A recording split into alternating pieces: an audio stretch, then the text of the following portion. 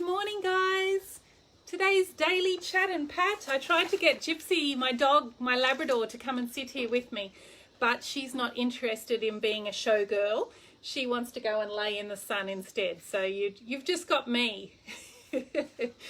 So yesterday we sailed we sailed from Ascension Island to Fernando De Noronha, which is this tiny island off the coast of Brazil, and I found a postcard that Justin sent to his mum and dad.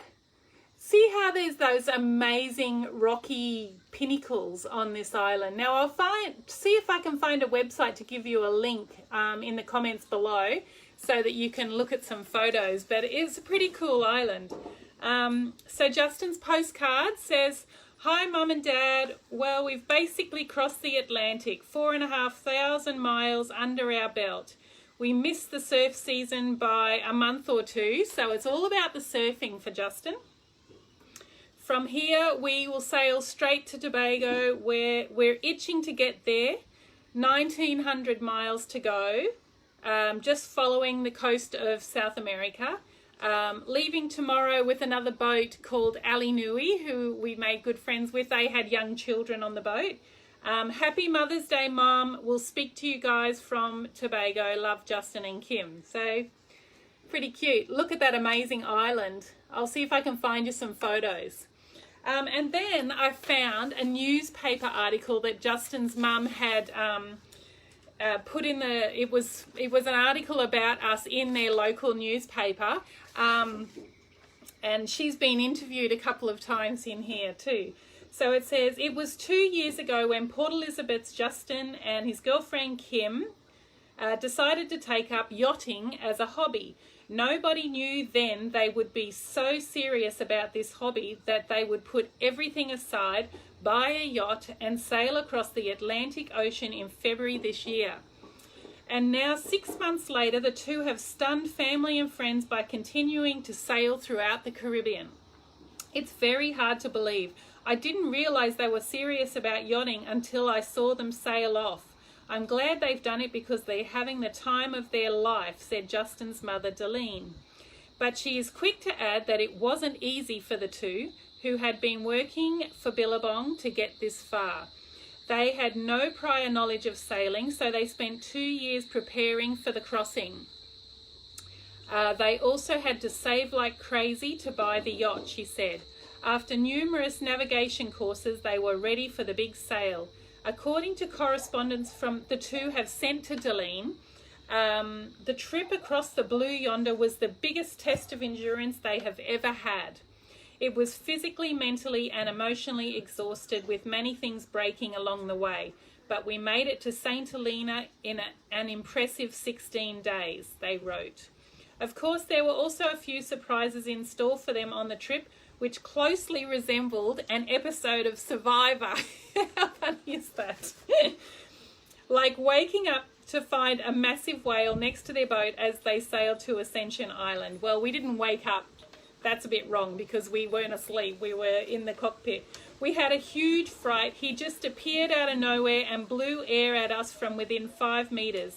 My legs turned to jelly and my hands shook for 30 minutes. We nearly died of fright," wrote Kim.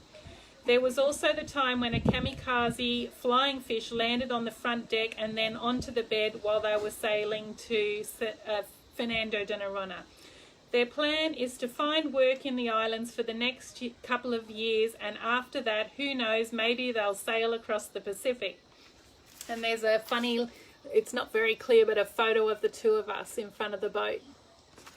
Pretty cute. So this was in the travel section of the local newspaper in South Africa. So how are you guys doing in lockdown? I've got a funny story for you this morning. I've got an 8-year-old daughter. Her name's Evie, and I went up there last night and I saw that she has a stain on her carpet in her bedroom. Now, I have strict rules that there's to be no food upstairs, and there's also not supposed to be any, definitely not nail polish, and that's what I think it is. No paints, no marker pens or whatever. But you know, kids do what kids do, and I'm not watching them all the time. So so this morning I go up there and I'm like, okay, it's time to tidy up your room. I want to vacuum. So can you pick up all the bits of wool, because she's been making pom-poms. Like in this time of lockdown, I've been keeping them busy with crafts and things like that. So there's little bits of wool everywhere and I want to vacuum it up. So she says, oh Mum, don't worry, I'll vacuum. I love vacuuming. I'm like, really? And then she's put her office chair over the top where the stain is and put a cushion on it. And every time I walk in the room, she plonks herself down on this chair. And there she sits, because she obviously doesn't want me to see what's underneath the chair. It's so funny because she's my messiest child. Her room is always in a mess. But now, don't worry, Mum, I love vacuuming. Okay, let's see how long this goes for. And last night, so my mum texts, my mum lives with my 90-year-old grandma. So the two of them live together.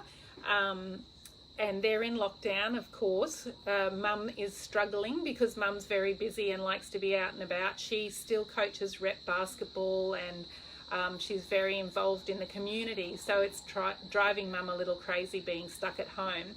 Whereas Grandma is a homebody anyway. So she's always loves to be at home in the garden, does an amazing job of the garden, still baking cookies and things like that. So they're very different. But so last night Mum says, oh, I've been watching your videos and I'm enjoying your sailing stories. And last night Grandma sort of showed an interest. I think Grandma's hearing's not great, so she doesn't always hear what Mum might be doing, but Mum must have told her, and so Grandma's like, okay, I'll turn the TV off and I'll watch Kim instead. So Grandma says that she's very, very proud of the things that the adventures we went on, but she's very glad that she didn't know about those things that we were up to at that time. That would have just been too much worry for her. So, hey Kimberly, how are you? How are you coping with the kids? Any stains on your carpet yet? Oh well, lockdown is what it is. Best thing to do is to keep comfortable. And here comes little Evie. We were just talking about you. Come and say hello.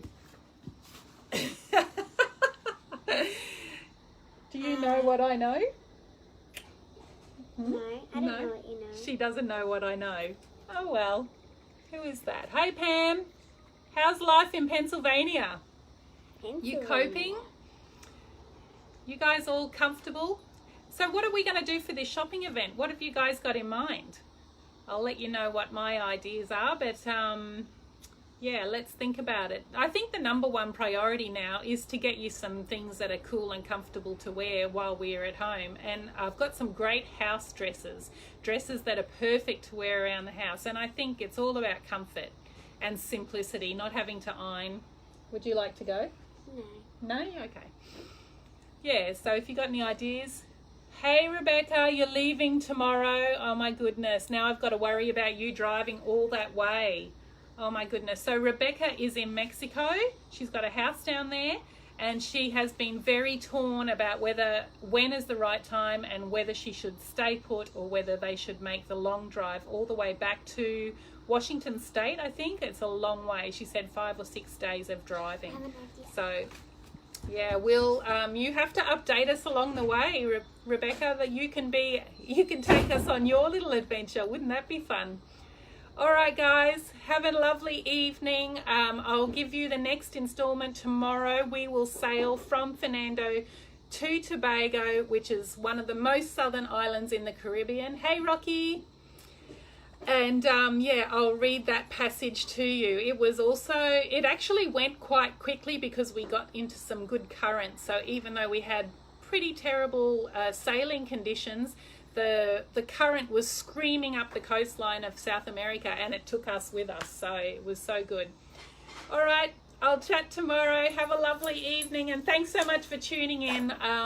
Yeah, I think it's good for all of us to have these daily chats and pats, except Gypsy won't sit here with me. Okay, have a nice night. Bye.